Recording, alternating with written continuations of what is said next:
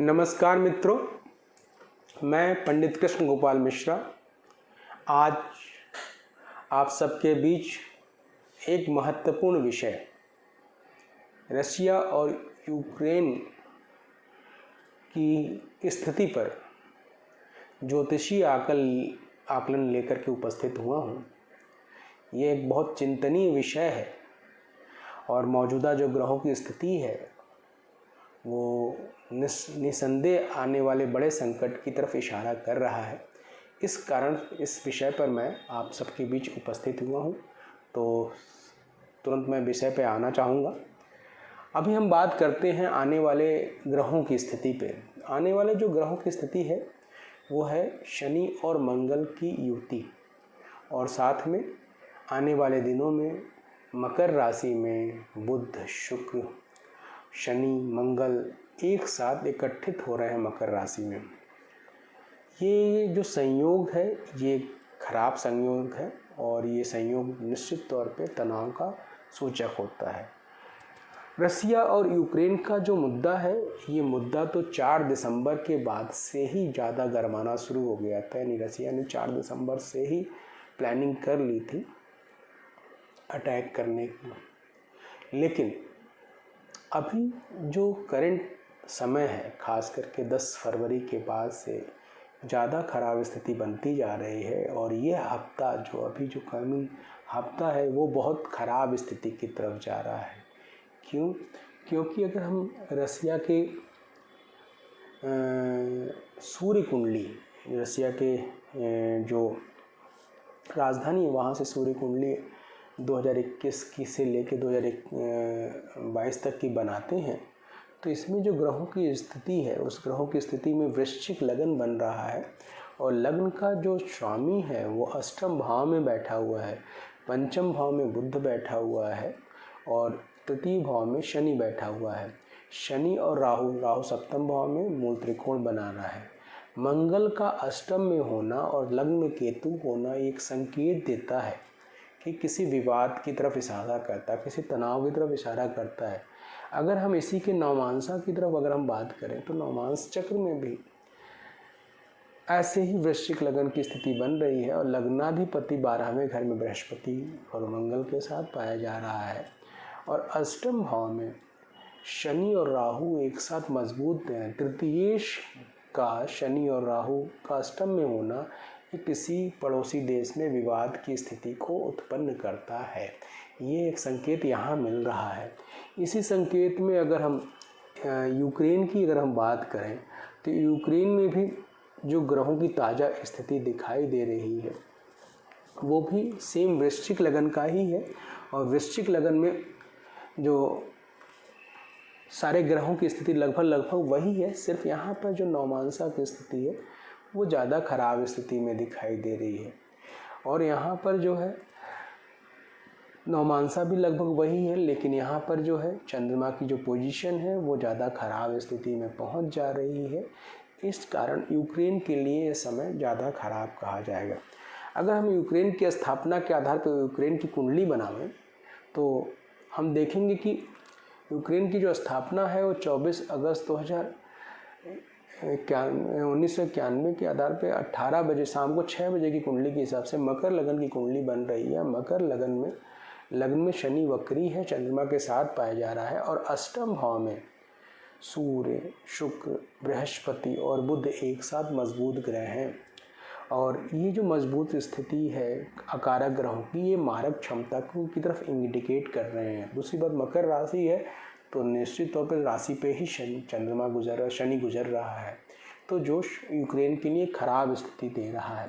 और अगर हम उसके नवमांसा की बात करते हैं तो यहाँ पर भी जो है लग्नाधिपति मंगल 10वें घर में ज़रूर बैठा हुआ है, लेकिन जिसके नक्षत्र का है वो चंद्रमा लग्न से खडाष्टक स्थिति में पाया जा रहा है। लग्न से खडाष्टक स्थिति में राहु है, लग्न में बुध है और बृहस्पति की भी स्थिति खराब दिखाई दे रही। बृहस्पति की स्थिति भी काफ़ी अकारक स्थिति में है। 12वें घर में नवमांस चक्र में शनि है। ये सारी स्थितियां जो है कहीं न कहीं एक बड़े बर्बादी की तरफ, एक बड़े तनाव की तरफ इशारा करता हुआ दिखाई दे रहा है।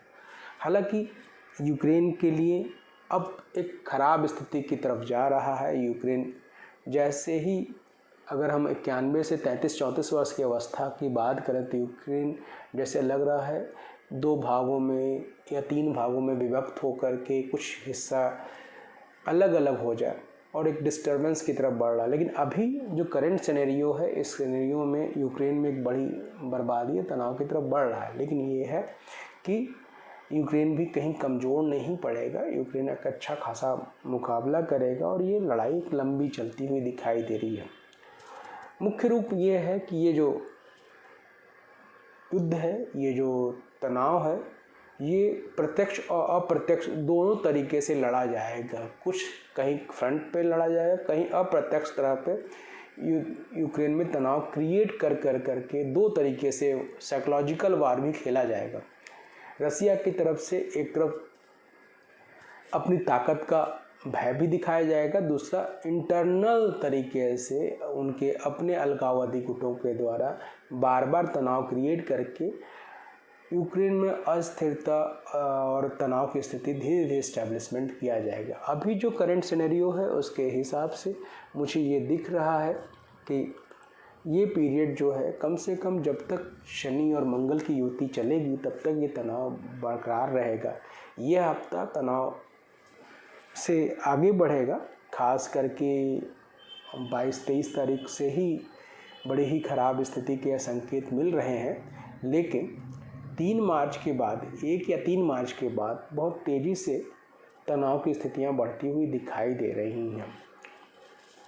सर्वाधिक उम्मीद जो दिखाई दे रही है मुझे वो ये दिखाई दे रही है कि ये सारे जो तनाव की स्थितियां हैं वो मार्च के महीने में ज़्यादा आक्रामकता की स्थिति हो जाएंगी। 3 या 4 तारीख से कहीं ना कहीं ये तनाव, ये अलगाव स्थितियाँ, अलगाव गुटों का डोमिनेशन, ये तनाव बढ़ता चला जाएगा। कुल मिलाकर के यूक्रेन के लिए जो ख़राब समय है वो अभी 3 मार्च से लेकर के 13 मई के बीच में ज़्यादा कहा जाएगा। इस बीच में बहुत ज़्यादा यूक्रेन की जो स्थिति है उसके अस्तित्व पे खतरा मंडरा रहा है। और ये समय निकलने के बाद भी जुलाई के महीने में भी थोड़े तनाव के संकेत मिले, लेकिन जो सर्वाधिक समय है वो 4 मार्च से लेकर के 13 मई के बीच में यूक्रेन में अस्थायित्व की स्थिति, उसके अस्तित्व की स्थिति पे खतरा मंडराता हुआ दिखाई दे रहा है। और यहीं अगर हम बात करें रसिया की पोजीशन, तो अप्रैल के बाद रसिया इन जगहों पे अपने सार्थक, अपनी जो उद्देश्य उसमें सार्थक होता हुआ दिखाई दे रहा है। वो पूरी तरह से अपने सारे जो उसके मोटिव हैं उसके पूर्ण होते हुए दिखाई दे रहे हैं। जो तृतीय विश्व युद्ध की बात छेड़ी जा रही है, ये तृतीय विश्व युद्ध की बात एक तरह से अप्रत्यक्ष रूप से सही भी है और नहीं भी है। अभी कोई भी सारे देश कहीं से इन्वॉल्व होते हुए दिखाई तो नहीं दे रहे हैं, लेकिन ये है कि उसका एक आधार बनता हुआ जा रहा है। ये टुकड़े टुकड़े में ये समस्याएं चलेंगी, शांत होंगी तो चलेंगी। ये लगता है ये मैटर्स 2-3 साल या 4 साल तक चल सकता है, लेकिन अभी ये मैटर जो तुरंत में चलने जा रहा है वो सिर्फ मार्च के महीने तक या अप्रैल तक ज़्यादा चलने वाला है। सर्वाधिक उम्मीद जो दिखाई दे रही है वो 21 फरवरी से लेकर के 14 अप्रैल के बीच में ये युद्ध की स्थितियां या वहाँ तनाव की स्थितियां सर्वाधिक चरमोत्कर्ष पर रहेंगी। उसमें भी जो सबसे खराब स्थिति कही जाएगी वो 1 मार्च से 8 मार्च के बीच में और 15 मार्च से लेकर के 28 मार्च के बीच में, तथा अप्रैल का जो फर्स्ट और सेकंड वीक है वो तनाव की स्थिति बनती हुई दिखाई दे रही है। यानी इन पीरियडों में तनाव तो रहेगा, चाहे आक्रमण होंगे, चाहे लड़ाई होगी, एक बड़ा विस्फोटक स्थिति बनी रहेगी। फिर बीच बीच में कुछ देश इन्वॉल्व होंगे और फिर मामला शांत भी हो जाएगा। लेकिन ये मामला परमानेंट शांत नहीं होगा, ये बीच में शांत होकर के ये धीरे धीरे यूक्रेन को ख़त्म किया जाएगा अंदर ही अंदर, और बहुत ही कूटनीतिक ढंग से, बहुत ही अग्रेसिव ढंग से दोनों फ्रंट पे भी फियर दे करके इसको ख़त्म किया जाएगा और यूक्रेन की अस्तित्व ही ख़त्म होता हुआ दिखाई दे रहा है। एक तरह से एक देश ही ख़त्म होता हुआ दिखाई दे रहा है, लेकिन इसे ख़त्म होने में 3 साल का या 4 साल का समय लग सकता है, ये बारी बारी।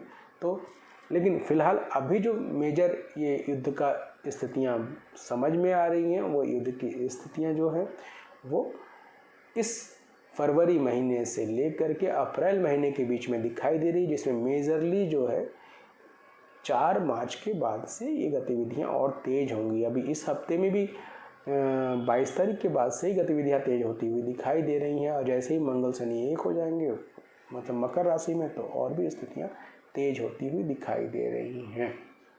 नमस्कार, आशा है हमारा ये एनालिसिस आप सब लोगों को पसंद आएगा। नमस्कार।